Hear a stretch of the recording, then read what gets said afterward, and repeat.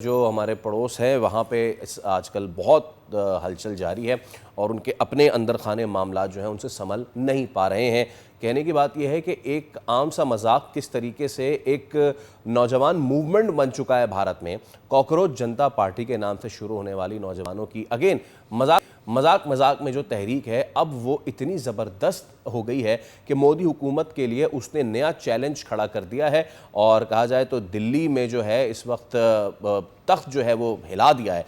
जंतर मंतर जो है वहाँ से लेके पार्लियामेंट तक मार्च, पुलिस से झड़पें, आंसू गैस, लाठीचार्ज और इसके साथ साथ जो सोनम वांगचुक हैं उनकी भूख हड़ताल, ऑल्दो कि उनको घसीट के वहाँ से ले जाया गया और ले जा के फिर उनकी भूख हड़ताल ख़त्म की गई। लेकिन उसके बाद बिल्कुल बाद फिर हमने देखा कि जो दीपके हैं जो कि कॉकरोच जनता पार्टी के बानी हैं वो फिर भूख हड़ताल पे बैठ गए। अब ये सब हुआ क्यों है? ज़ाहिर सी बात है ये मुबैना करप्शन है इम्तहानी निज़ाम में, पेपर लीक्स और जो वज़ीर तालीम है धर्मेंद्र प्रधान उनके इस्तीफ़े का मुतालबा हो रहा है। लेकिन ये तो एक छोटी बात है, बड़े कॉन्टेक्स्ट में ये क्या मतलब है भारत के लिए। और जब अंदर खाने मामला भारत के नहीं संभल रहे तो वो क्यों फिर दीगर ममालिक के मामलात में टांग अड़ाने की कोशिश करता है। ब्रिगेडियर रिटायर्ड मसूद खान तज्ज़ेकार हमारे साथ मौजूद हैं। ब्रिगेडियर साहब, good morning, thank you so much for your time and it's pleasure to host you on the show once again sir.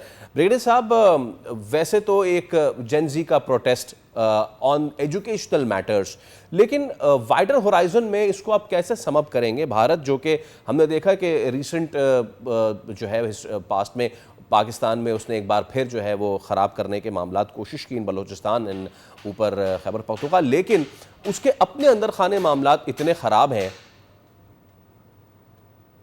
जी हाँ, बहुत शुक्रिया। देखिए, मेरा ख्याल में यही कोशिश इंडिया की हमेशा से रही है कि डोमेस्टिक ऑडियंस को फोकस किया जाए पाकिस्तान के ऊपर, मुसलमानों के ऊपर। और जो अंदर से जो हालात है, चाहे अभी तो देखें ना, जनता एक काकरोच पार्टी तो अभी रिसेंटली बनी है। और एक चीफ जस्टिस के रिमार्क्स के बाद जिस तरीके से उन्होंने they have taken over India, और जिस तरह उनकी पजीराई हुई अक्रॉस इंडिया है, और तमाम जो कम्युनिटीज के लोग हैं यहाँ पे, they are not representing BJP, RSS या कांग्रेस को, तमाम लोग इसमें शामिल हैं।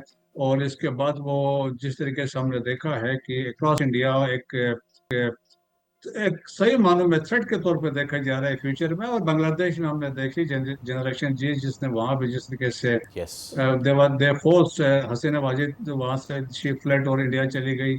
और इसी तरह इंडिया में बीजेपी आरएसएस की हुकूमत को एक खतरा महसूस हो रहा है। With every passing they are gaining strength.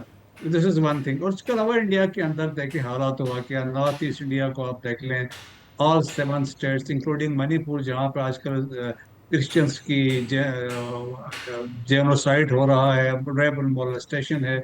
All the state they are struggling for independence. वो mainland इंडिया से अपना आपको डिफरेंट में मानते हैं क्योंकि मंगोलाइट हैं। That is one thing.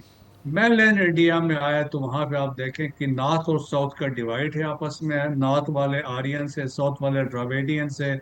वो अपना आप को सुपीरियर समझते हैं। तमिलनाडु में तो एक द्रविडो नाडो के नाम से एक वो सेपरेट स्टेट की डिमांड कर रहे हैं, साउथ को अलग करना चाहते हैं।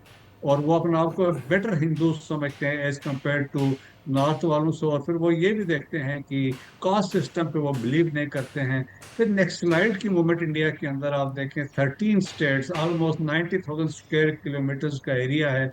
उसमें उनका इन्फ्लुएंस है। सेंट्रल इंडिया है, रेड कॉरिडोर जिसे कहा जाता है, वहां पे उनका कंट्रोल है। खालिस्तान में जो सिखों के साथ हो रहा है, और वहां पे भी जो मूवमेंट स्टार्ट हुई है, तो मेरा ख्याल में वहां पे स्ट्रेंथ सिक्स की मूवमेंट दोबारा गेन कर रही है आफ्टर द ट्रांसनेशनल रिप्रेशन, सिखों के असोसिनेशन के बाद। Indian illegally occupied Jammu and Kashmir में जो आप देखते हैं ड्रैकोनियन लॉज हैं, ह्यूमन राइट्स की वायलेशंस हैं, रेस्ट एंड मोलेस्टेशन है। 4.5 मिलियन आपने वहाँ डोमिसाइल इश्यू कर दिए हैं। और मेनलैंड इंडिया के अंदर मुसलमानों की लिंचिंग हो रही है।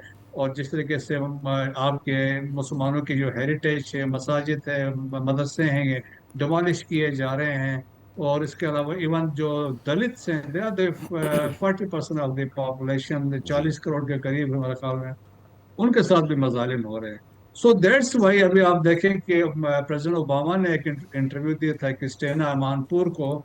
तो उन्होंने कहा था जो इंडिया में हालात और वाकयात हैं, उन्होंने कहा था there will point of time when India will pull apart, India टूट जाएगा। और यही एक नक्शा खींचा था खुशवंत सिंह ने अपनी किताब द एंड ऑफ इंडिया में उन्होंने भी ये कहा था कि India has gone to dogs, India will break up, it will not be Pakistan और any other foreign power which will responsible. उन्होंने कहा we will commit harakiri. So उस तरह की सिचुएशन जिस तरफ इंडिया हेड कर रहा है, अल्टीमेटली ऐसे हालात वाकयात होंगे तो it will lead to disintegration of India. और ब्रिगेडियर साहब, जो आपने तस्करा किया है about the Sikh movement as well, हमने देखा कि पिछले दिनों में भारत ने बहुत कोशिश की अपना नैरेटिव जो है वो धुरंधर जैसी फिल्मों की तरफ लाने में, लेकिन फिर वहाँ से सतलुज जैसी मूवीज़ बनी और फिर लोगों के सामने वो नैरेटिव आया जो कि वाकई हकीकत था, जो कि भारत आज, ये तो आज है ना, जो आज नज़र आ रही चीज़ें 84 से पहले से करता आ रहा है अपनी मुख्तलिफ अक़लियतों के साथ।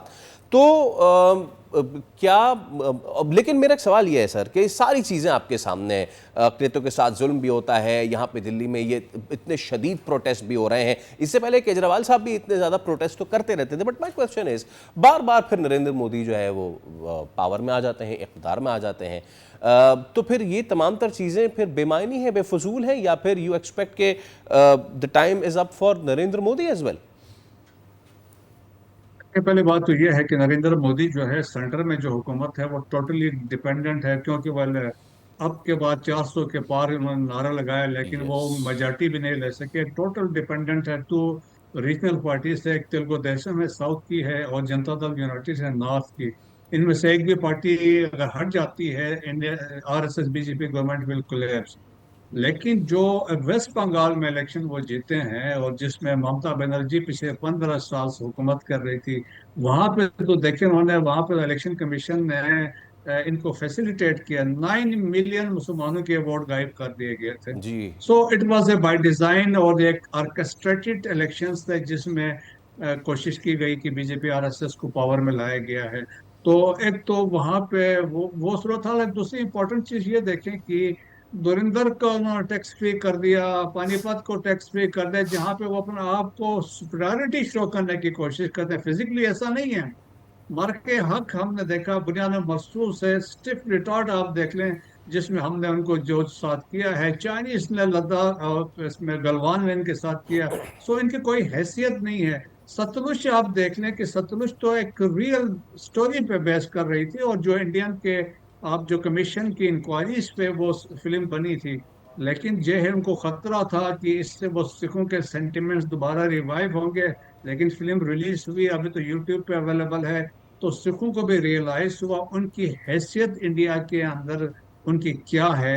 और जो वो जिस तरह मजालिम हुए हैं, आप देखें ना कि आप ब्लू ऑपरेशन ब्लू स्टार हुआ ब्लू स्टार। 1984 में, और उसके बाद से जो सिखों की असैसिनेशन हुई inside and outside golden temple, फिर अमृतसर के सराउंडिंग में, और फिर इसके बाद आप देखें जब इंदिरा गांधी को असैसिनेट किया उनके बॉडी गार्ड्स ने, उसके बाद जो लोग मारे गए हैं खासतौर पर दिल्ली में, तो जी सिखों ने यहाँ तक वो प्रेशर में थे, दाढ़ी और अपनी बाल मुंडवा दिए जी थे। बिल्कुल। तो वो सूरत हाल थी। अब सिख रियलाइज कर रहे हैं उनके साथ बड़ा हाथ हो गया है। दैट्स वाई वो एक किस्म की वहां पे रिवाइवल है आप खालिस्तान मूवमेंट। एब्सोल्युटली, और और जब रियलाइज़ वहाँ स्पेशल की जो जेंजी है वो भी कर चुकी है कि किस कदर उनके साथ नाइंसाफ़ी और ज़्यादती हो रही है।